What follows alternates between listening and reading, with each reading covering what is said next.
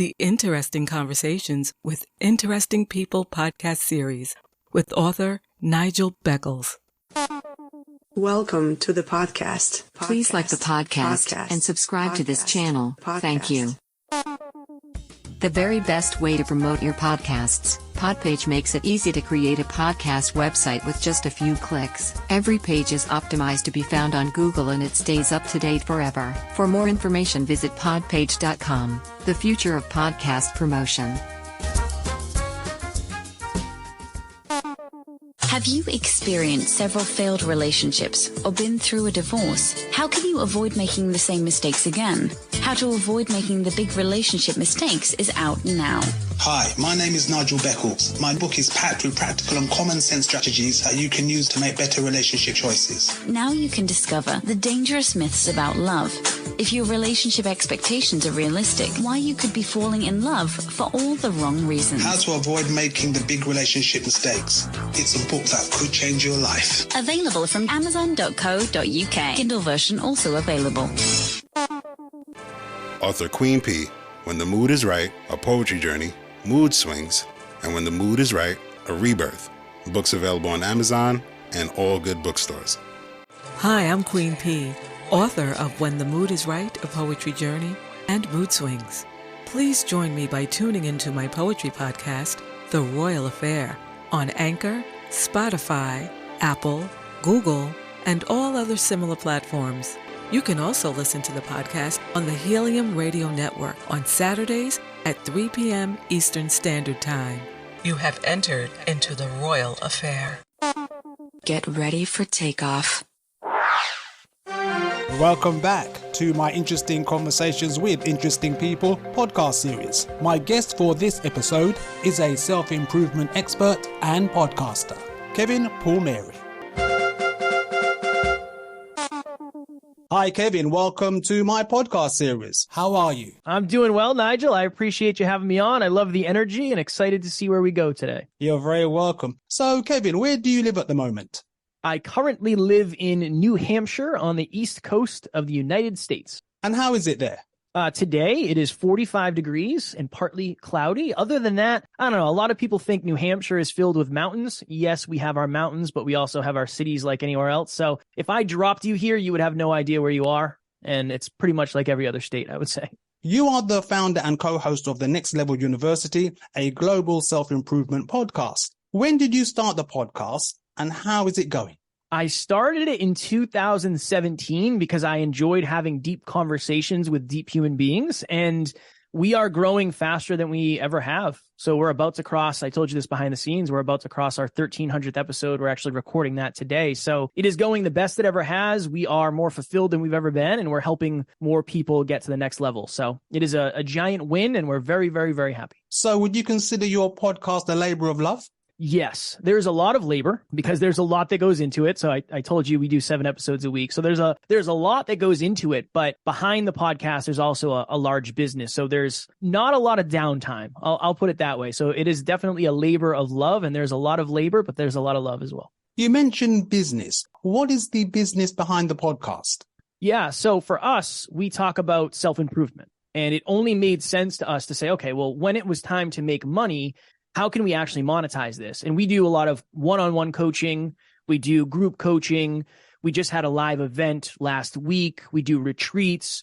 We have courses. So for us, it's really, if you like the podcast and you want more value, we have somewhere in our business for you. And maybe it's a little more expensive. Maybe it's a little more of a commitment. But that's the way we've been able to monetize and turn our podcast into a business ultimately. So how did you become interested in self-improvement, and how long ago was that? I think this is pretty common, mostly a high level of pain. I was in a relationship with somebody, and again, at the time, it looked like I was very, very successful. So when I was 25, I had a sports car. I just won a bodybuilding show. My girlfriend was a model. I had all the markers of success, Nigel. I looked like I was crushing it, but I wasn't super confident. I was very insecure. I didn't know what I wanted out of my future. And my girlfriend at the time ended up leaving me. And that's when I dipped my toe into self-improvement, because I had a real vulnerable conversation with myself. And I said, all right, I have been in many relationships. none of them have been ultimately successful. I have to have something to do with that, right? I'm at least 50% of what's going on here. So that awareness and the ability to be able to take that ownership, that's when I started trying to learn more about self-improvement and how self-improvement can actually help me improve my life and the lives of those around me. I think taking ownership is a very important aspect. I have been down that journey myself. I purchased the book Atomic Habits by James Clear a few weeks ago, and it's a great book. What kind of habits do you believe have a positive impact on people's lives? I am a huge fan of that book and a huge fan of James Clear as well. So that is a great book. Anything that's ultimately going to bring you closer to your goals. I think we forget as human beings that no matter what happens, if you change nothing about your life, 10 years from today, you're going to end up in a different place. And if you're not designing what that place looks like, it's just going to be coincidental, right? You're going to end up in a relationship maybe, but not one you designed. You're going to end up in a home, not one that you love, maybe doing a career that you're not super passionate about. So anytime I'm thinking about habits, I'm thinking about something that's small and sustainable that is ultimately leading you to a life of higher quality, whether it's weighing yourself every day when you wake up so you have an understanding of where the scale's moving, tracking your bank balance every day so you understand where the money's going, or playing the gratitude game with your partner or yourself before you go to bed. Just one thing I'm grateful for about my wife is blank. One thing she's grateful for about me is blank. If you're riding solo and you're not in a relationship, what's one thing you're grateful for about your life? Those small habits, they seem insignificant in the beginning, but when you do them long enough, they start to compound, and then you start to see a large difference, and then you're kind of addicted to doing it because you know it's leading in a positive direction. How do you think a person can shift from having limiting self-beliefs? Yeah, that was my biggest kryptonite in the beginning. And I still have. I would be lying if I said I didn't have any limiting beliefs. It's kind of the opposite of what you think. You have to first identify what is the limiting belief. So for me, and this was my self-talk, I am the type of person who would never be a speaker. I couldn't be a speaker. That's just not who I am. I'm not a good speaker. I'm afraid of crowds. I don't want to be on stage. What is the least logical next step? The least logical next step is for me to say, well, you know what? I'm going to do a Facebook Live because it's scary and it doesn't necessarily align with the identity that I had at the time. So if you have a limiting belief, first you have to figure out, okay, this limiting belief has caused me to believe that I can't do it. And because I believe I can't do it, I'm never going to try. And then I'm just going to keep proving myself right. I can't be a speaker, so I don't try to speak. Therefore, when the opportunity presents itself, I don't take it. You have to break the fear into something much smaller. So I had somebody reach out to me and they saw me speak and they said, I'd love to be a speaker. And I said, awesome. All right, cool. They said, but I can never speak on stage like you did. Interesting. All right, there's our limiting belief. I said, well, that's not where you're going to start. You don't start on stage. I said, on a scale of 1 to 10, how outside of your comfort zone would it be for you to record a video and put it on Facebook? And they said, 12 out of 10, can't do it. Okay, that's not it. On a scale of 1 to 10, how outside of your comfort zone would it be for you to record a video on your phone and show nobody? And they said, that's like a 0. That's easy. Okay, that ain't it either. What if you recorded a video and sent it to me and just me? And they said, that's probably a 5 out of 10. I said, perfect. That's perfect. That's exactly where we want to start. So all I'm trying to do with that person is help them create some relevant and recent proof for the next time they have that opportunity. So long answer short, you have to break the thing that you're afraid of into bite-sized morsels, and then you have to eat them for long enough where it kind of becomes normal for me to be on this microphone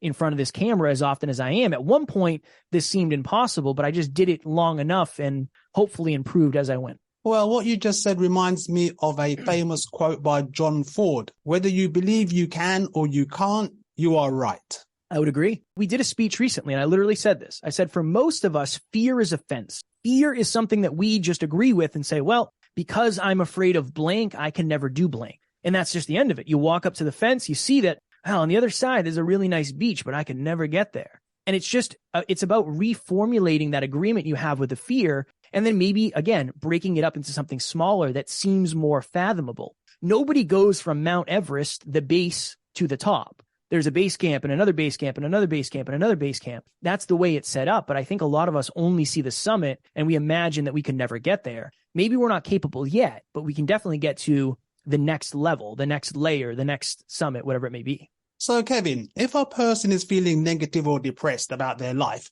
what are the very first steps they can take to improve their mindset? I am somebody who likes to reflect into the past. And one of the reasons is I think a lot of us think we're stuck where we're stuck today based on what we did yesterday. In reality, a lot of us just haven't explored our past. We don't understand the traumas we'd have. We don't understand the triggers we have. We don't understand the memories we have and how that affects us today. So number one, I would say you have to learn more about yourself. And I know that probably doesn't seem like it's going to help the issue, but for a lot of us, when we're feeling stuck, when we're feeling down, when we're feeling out, it's not necessarily anything that's happened to us today or this week. It's just a culmination of things that have happened to us over our lifetime, and it's our relationship with those things. So number one, I would say start asking yourself why. Why do I feel down?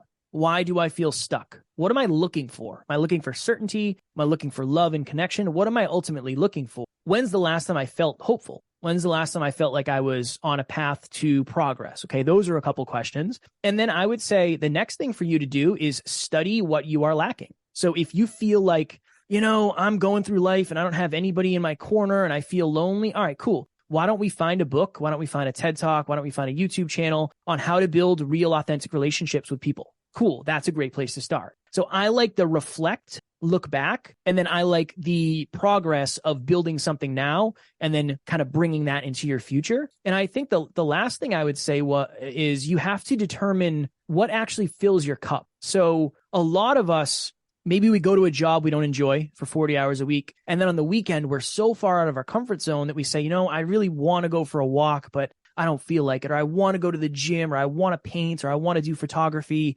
Those things that you want to do but don't feel the energy for, those may be the things that actually fill your cup and that will bring you more energy. So if you were to sit down and write out 5 things that feed you, 5 things that bring you energy, 5 things that fill your cup, and then 5 things that bleed you. What are 5 things that every time you do, you regret? It actually drains your energy doing it. It's not super aligned. I think those are a couple places to start, just because at the end of the day, I think awareness is kind of the most important place. That's interesting. Regarding relationships, what are the top 3 tips you would give our audience to improve their relationships? Number 1, if you're triggered, never say the first thing that comes to mind. I have a game I like to play. It's called pinball. So when my wife and I might be having a disagreement, the last thing I want to do is just say the first thing that comes back when I'm triggered. Kev, I asked you to take out the trash and you didn't take out the trash. What am I going to say? Why don't you take out the damn trash yourself? That's not the answer. The answer is, my apologies, I forgot, or whatever it is, like whatever the truth is, but not the truth from a place of ego. So the reason I say pinball is because when you're playing this pinball in your mind, it knocks off some of the dirt. It knocks off some of the bad intentions. It knocks off some of the ego. So number 1, play pinball before you communicate. Number 2, try to do a better job of understanding what fills your partner's cup. For me, I might not value quality time as much as my wife does. I might not value words of affirmation as much as my wife does. So read the 5 love languages with your partner. I think that is very, very beneficial, and it'll help you understand each other at a deeper level. And I would say the last one is never leave an argument mad. So we try to make it a habit. If we ever have a disagreement before bed, I don't ever want to go to bed angry at each other. I don't ever want my wife to walk out the door angry at me, or vice versa, because you never know. You never know what could happen. And I would not want that to be the last thing that we've ever said to each other. So try to make sure that when you have the opportunity to end a conversation, you can do it on a good note. You can do it on a positive note, and you can do it by coming together, not creating distance. That's what I would say. Those are 3. Well, your advice reminds me of the old adage, don't go to bed mad with your partner. Mm-hmm. It's a simple one, but I think simplicity is often overlooked and underutilized. So if you can do that, you're going to be in a good place. That takes me back to your comments earlier about habits. It's about forming constructive habits within your relationships. Within everything. When it comes to love, you have habits. When it comes to wealth, you have habits, whether you know it or not, right? When it comes to everything, health, wealth, and love, you have habits under all of those. The interesting thing is most of us are really good at one of them, right? When I was in the best shape ever, I had the best fitness habits, but maybe my relationship wasn't as good or my financial situation wasn't as good. So I think that's an important distinction. So Kevin, what are your plans for the future?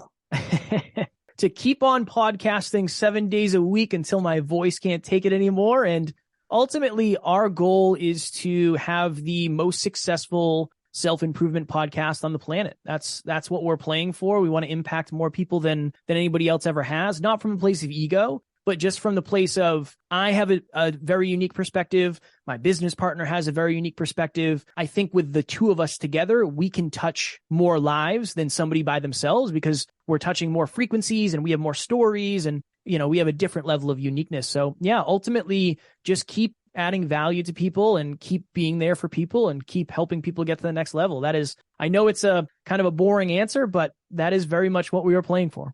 Kevin, you are far from boring. So how can people contact you? Yeah, so our show is Next Level University. That's a great place to start because you'll get to know us at a deeper level and see if we're actually for you. If you do feel like we are for you, you can reach out to me directly. My email is kevin@nextleveluniverse.com and my Instagram handle is @neverquitkid. I do all my DMs, so anything you need, questions, comments, concerns, feedback, I am happy to hear. Kevin in New Hampshire, USA, thank you very much for your time. Thank you, Nigel.